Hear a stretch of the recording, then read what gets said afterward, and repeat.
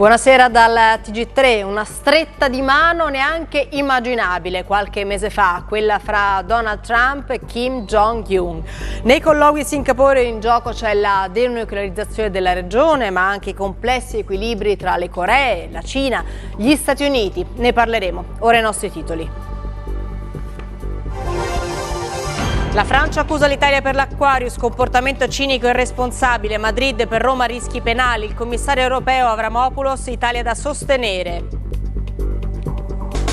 Dura risposta di Palazzo Chigi, l'Italia non accetta lezioni ipocrite da paesi che voltano la testa. Salvini pronto a lavorare con tutti con un principio, prima gli italiani. Nuovo naufragio davanti la Libia, sarebbero 12 le vittime, 40 in salvo. Sul posto va la Sea Watch, per l'Aquarius in corso il trasbordo di profughi su unità italiane. Presto in dotazione alle forze dell'ordine la pistola elettrica al taser, lo ha annunciato Gabrielli, sperimentazione in alcune città per reparti di carabinieri e guardia di finanza.